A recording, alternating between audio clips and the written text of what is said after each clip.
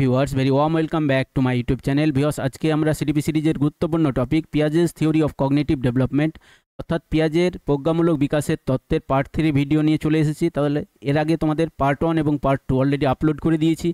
তোমরা যদি পার্ট 1টা না দেখে থাকো, পার্ট 1-এ তোমাদের ইন্ট্রোডাকশন এবং পার্ট 2-তে স্কিমা, অ্যাসিমিলেশন, অ্যাকোমোডেশন এবং ইকুইলিব্রেশন নিয়ে ডিসকাশন করেছি। তাহলে প্রথমে এই দুটো ভিডিও দেখে নেবে।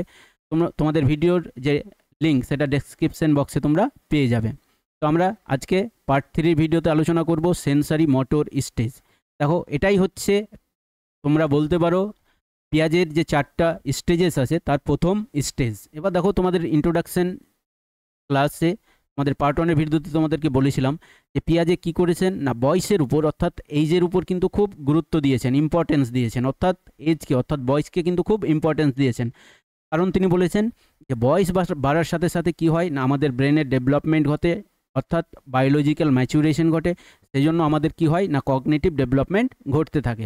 তাহলে এই স্টেজের যদি আমরা ডিউরেশন বলি তাহলে সেটা হচ্ছে 0 অর্থাৎ জন্ম থেকে 2 বছর, 2 ইয়ার্স। তাহলে জন্ম থেকে 2 বছর। সেই জন্য তোমাদের কি বললাম যেহেতু বেশি তিনি কি করেছেন না বয়সের উপর ইম্পর্টেন্স দিয়েছেন, সেই জন্য বয়সটা কিন্তু জানতে হবে, ডিউরেশনটা জানতে হবে। 0 থেকে 2 বছর প্রথম স্টেজ। এবার দেখো নেক্সট আমরা জানবো যে এই স্টেজের নাম সেন্সারি মোটর কেন। যদি এটা ঠিকঠাক বুঝে নিই তাহলে কিন্তু এই স্টেজের যে বৈশিষ্ট্য আমাদের বুঝতে কিন্তু খুব সুবিধা হবে। তাহলে দেখো সেন্সারি কথাটা এসছে সেন্সেস থেকে। তার মানে এই স্টেজে বাচ্চারা সব কিছু পরিবেশকে চিনতে শেখে সেন্সেসের মাধ্যমে। এবার দেখো আমাদের যে জ্ঞানেন্দ্রিয় আছে, জ্ঞানেন্দ্রিয় কি আমাদের চোখ, কান, তাই তো। তার মানে আমরা এই স্টেজে কি করি, দেখে শুনে কাঁধ নিয়ে কি করি আমরা পরিবেশকে চিনতে শিখি। নেক্সট হচ্ছে মোটর কথার মানে হচ্ছে মুভমেন্ট। মুভমেন্ট অর্থাৎ চালনা করা। অর্থাৎ একটা ছোট বাচ্চাকে যদি আমরা কোনো কিছু খেলনা দিয়ে কি করি না খেলনা দেখাই তাহলে কি করে না ও হাতটা বাড়িয়ে দেয় খেলনার দিকে। তার মানে এটা হচ্ছে মুভমেন্ট। তো দেখো এই স্টেজের নাম সেন্সারি মোটর স্টেজ হলো কেন।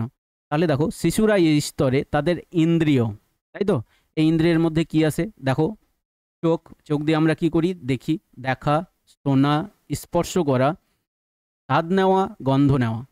তো যেহেতু ইন্দ্রিয়ের মাধ্যমে পরিবেশকে চিনতে শেখে সেই জন্য এটার নাম হচ্ছে সেন্সারি।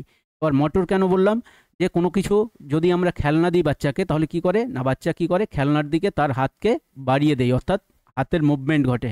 সেই জন্য এটাকে বলছি আমরা মোটর। তাহলে মোটর কথার মানে হচ্ছে মুভমেন্ট অর্থাৎ চালনা। সেই জন্য এই স্টেজের নাম হয়েছে সেন্সারি মোটর। তাহলে দেখো শিশুরা এই স্তরে তাদের ইন্দ্রিয় মানে দেখা, শোনা, স্পর্শ করা, স্বাদ নেওয়া, গন্ধ নেওয়া এবং চালনা, যেটাকে আমি কী বললাম মুভমেন্ট বা আন্দোলনের মাধ্যমে কি করে পরিবেশকে চিনতে শিখে। সেই জন্য এই স্টেজের নাম হয়েছে সেন্সারি মোটর স্টেজ। আশা করি তোমরা বুঝে গেছো ব্যাপারটা। এই স্টেজে তাহলে কি বললাম টাইম ডিউরেশনটা বললাম তোমাদের যে 0 থেকে 2 ইয়ার্স অর্থাৎ জন্ম থেকে 2 বছর পর্যন্ত। এবার দেখো এই স্টেজের বৈশিষ্ট্য। ফার্স্ট দেখো রিফ্লেক্স অ্যাক্টিভিটি। দেখো রিফ্লেক্স অ্যাক্টিভিটি এটাকে যদি আমরা খুব সহজ ভাষায় বলি তাহলে এমন বৈশিষ্ট্য যেগুলো হচ্ছে আমাদের জন্মগত, যেগুলোকে আমরা অর্জন করি না। এই বৈশিষ্ট্যগুলো বাচ্চাদেরকে কিন্তু কেউ শেখায় না। এই বৈশিষ্ট্যগুলো বাচ্চাদের মধ্যে কি থাকে জন্মগতভাবেই থাকে। যেরকম স্তন্যপান করা অর্থাৎ দুগ্ধ পান করা, এটা কিন্তু কেউ শেখায় না, এটা জন্মগত প্রতিক্রিয়া। বা কোনো কিছুকে ধরা বা কোনো কিছু চোষা, এগুলো হচ্ছে কি না রিফ্লেক্স অ্যাক্টিভিটি। তাহলে কি বললাম রিফ্লেক্স অ্যাক্টিভিটি হচ্ছে এমন অ্যাক্টিভিটি যেগুলো হচ্ছে জন্মগত প্রতিক্রিয়া, অর্থাৎ বাচ্চাকে কেউ কিন্তু শেখায় না। যেরকম স্তন্যপান করা কেউ কিন্তু শেখায় না, মায়ের দুধ কীভাবে খেতে হয় সেটা কিন্তু বাচ্চাকে কেউ শেখায় না। কোনো কিছুকে ধরা কেউ শেখায় না, কোনো কিছুকে চোষা কেউ শেখায় না। নেক্সট যেটা আমরা শিখব সেটা হচ্ছে দেখো এই স্টেজের বৈশিষ্ট্য, সেটা হচ্ছে যে out of sight, out of mind. দেখো এই স্টেজের দুটো বৈশিষ্ট্য আমরা দেখতে পাবো, out of sight, out of mind, এবং আরেকটা দেখতে পাবো আমরা অবজেক্ট পারমানেন্স। এই দুটো বৈশিষ্ট্য কিন্তু সেন্সারি মোটর স্টেজেই আমরা দেখতে পাই। দেখো out of sight, out of mind এর কথার মানে হচ্ছে যে বাচ্চাদের সামনে কোনো কিছু যতক্ষণ পর্যন্ত আমরা চোখের সামনে ধরে আছি ততক্ষণ পর্যন্ত বাচ্চারা কি করছে না ওটাকে দেখছে, ওদের মাথার মধ্যে আছে, ব্রেনের মধ্যে আছে। ওটাকে যখনই আমরা সরিয়ে নিব তখন কিন্তু সরিয়ে নেওয়ার পর কিন্তু বাচ্চার আর মাইন্ডের মধ্যে কিন্তু থাকবে না যে আমার চোখের সামনে কিছু ছিল, এটা থাকবে না। তার মানে বুঝতেই পারছো যে এই স্টেজে বাচ্চার কিন্তু মেমোরি তৈরি হয়নি, মানে কোনো কিছু মনে রাখতে পারে না। তাহলে out of sight out of mind এই স্টেজের একটা বৈশিষ্ট্য, যতক্ষণ চোখের সামনে আছে ততক্ষণ পর্যন্ত বাচ্চা মনে রাখছে, যখন চোখের সামনে থেকে আমরা ওটাকে সরিয়ে নিচ্ছি তখন আর কিন্তু ওর মাইন্ডের মধ্যে সেটা থাকে না। তার মানে বুঝতে পারছো যে একদম ইনিশিয়াল স্টেজে বাচ্চাদের কিন্তু মেমোরি থাকে না, সেরকম মেমোরি থাকে না, ওরা মাইন্ডে কোনো কিছু রাখে না। নেক্সট দেখো, নিজের দেহ সম্পর্কিত কাজ বারবার করা। যেরকম একটা এক্সাম্পল দেখবে যে ছোট বাচ্চারা কি করে, আঙুল চষে, বারবার ওদের বারণ করা সত্ত্বেও কি করে না আঙুল চষে, নিজেদের আঙুল চষতে থাকে। নেক্সট হচ্ছে বাইরের জিনিস নিয়ে খেলা। দেখবে বাচ্চাদের সামনে যদি আমরা কোনো বাসনপত্র বা কোনো খেলনা যদি রাখি তাহলে কি করবে, খেলনাটাকে ঝাঁকাবে এবং ওই খেলনার কি করবে আওয়াজ শুনবে। বা তোমরা যদি দেখবে যে বাচ্চাদের সামনে কোনো গ্লাস রাখো এবং এটা যদি ধরো কি করছো না তাদের সামনে রেখেছো এবং ধরো কোনো বেডের উপর বসে আছো এবং গ্লাসটাকে কি করছো বেডের উপর জোরে জোরে রাখছো এবং আওয়াজ করছো, তখন বাচ্চারাও কি করে না ওই গ্লাসটাকে দিয়ে বেডের উপর জোরে জোরে রাখে এবং আওয়াজটা শোনে। যেরকম এখানে এক্সাম্পল দেখো, খেলনা ঝাঁকানো বা আওয়াজ করা, এটা কি করে বাচ্চারা বাইরের জিনিস নিয়ে খেলা করে, এটা হচ্ছে বাইরের জিনিস নিয়ে খেলা। নেক্সট হচ্ছে কোঅর্ডিনেশন তোমাদেরকে বললাম একটু আগেই, মোটরের কথা বললাম, মুভমেন্টের, যে উদ্দেশ্যপূর্ণ কাজ করা।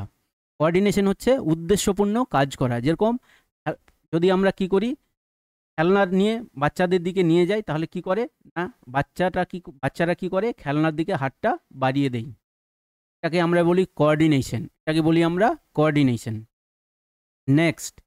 নেক্সট হচ্ছে নতুন নতুন উপায়ে জিনিস পরীক্ষা করা। যেরকম চামচ ফেলে আওয়াজ শোনা, বাটি ফেলে আওয়াজ শোনা, এটা কি করে না ওরা নিজে কি করে নতুন নতুন উপায়ে জিনিস পরীক্ষা করে।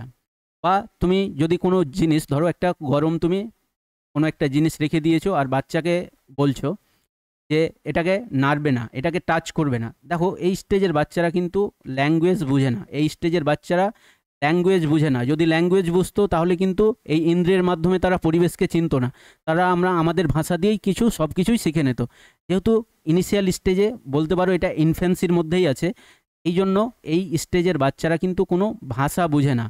তুমি ওকে যতই বারণ করো যে এখানে ওর পাশে যদি একটা গরম কোনো বাটি মানে কোনো বাসন বা ধরো যে একটা দুধের বাটি রেখে দিয়েছো, গরম দুধের বাটি, এবার ওকে বাচ্চাকে বলছো যে এটাতে হাত দেবে না, তো যতক্ষণ পর্যন্ত হাত দিয়ে নেড়ে যতক্ষণ পর্যন্ত দেখবে না যে এটা খুব গরম ততক্ষণ পর্যন্ত কিন্তু বুঝতে পারবে না যে এটাকে আমাকে বারণ করছে যে এটা খুব গরম, তাই তো? সেই জন্য ওরা কি করবে না প্রথমে স্পর্শ করে নেবে, স্পর্শ করার পর ওরা বুঝে নেবে যে হ্যাঁ এটা গরম, এটাতে হাত দেওয়া ঠিক হয়নি।